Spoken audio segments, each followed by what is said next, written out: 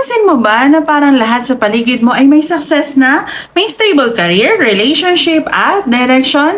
Habang ikaw parang nagtatayo pa lang ng foundation mo? Hindi ibig sabihin late ka sa buhay. Sa astrology, may placement na nagpapakita sa birth chart mo na late bloomer ka.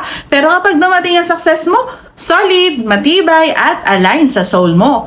Kung gusto mong malaman kung bakit mabagal ang progress mo at paano magiging long-term ang success mo, panoorin mo to hanggang dulo. Ang late bloomer sa astrology ay hindi slow or failure. Ibig sabihin lang, ang growth, success, at achievements mo ay dumadating kapag handa ka emotionally at spiritually. Ang mga placement na nagpapakita nito ay kadalasang may connection sa Saturn, planet ng lesson, patience at timing. Capricorn ay energy ng mountains, step-by-step progress. Saturn Sun, Saturn Venus aspects, delay patterns sa work at love. Ang Saturn ay kilala bilang planet ng discipline, structure at delay success. Kapag malakas ang Saturn sa chart mo, kailangan mo magtrabaho ng gusto bago makamit ang resulta. Maraming challenges na parang test sa buhay, mabagal pero matibay ang progress mo. Example ko na lang dito, may kaibigan ako na nag-start sa maliit na business. Sa una, mabagal ang kita. Pero step by step, natutunan niya ang bawat lesson. After 5 years, nag-grow ang business niya ng solid at sustainable. Kapag malakas ang Saturn sa chart mo, minsan mahirap tanggapin ang delay. Pero ang success na dumarating sa tamang timing, hindi basta-basta mawawala. Ang Capricorn ay zodiac ng mountain climbers, mga taong may strong Capricorn placements. Hindi agad nakukuha ang instant success. Step by step na nagtatayo ng foundation, mahilig magplano at maging responsible.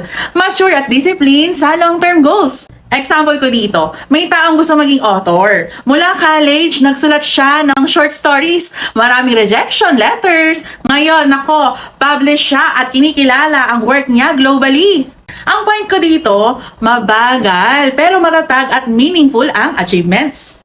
Kapag may Saturn Sun aspect ka, may life lesson sa sense of self at identity. Minsan nakakaramdam ka ng hindi sapat. Kailangan mong patunayan ang sarili mo sa mundo. Example ko dito, may isang tao bago niya na-realize ang true calling niya, na-experience niya ang maraming challenges sa work. Ngunit bawat challenge nagturo sa kanya ng resilience at skill building. Ngayon, successful at confident siya sa field na pinili niya. Saturn Sun teaches us, minsan kailangan mo munang dumaan sa tamang timing bago makita ang tunay na potential mo.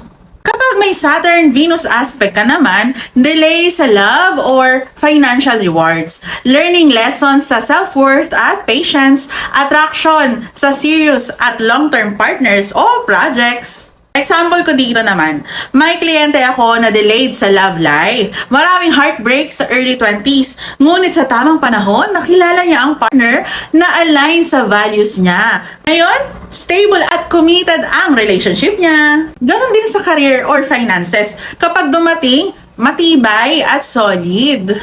Delay doesn't mean failure. It means preparation for lasting success. Kung late bloomer ka sa success, hindi ka late, hindi ka naiiwan. Ang timeline ng universe ay naka-align sa soul growth mo. Ang mga placement na ito sa birth chart ay matitiyak na kapag dumating ang success, solid, meaningful, at align sa life purpose mo. Minsan, kailangan mo lang magtiyaga, mag-grow emotionally at mag-persist. At kapag dumating ang success, masaya ka at satisfied dahil alam mo na ang karapat dapat ka.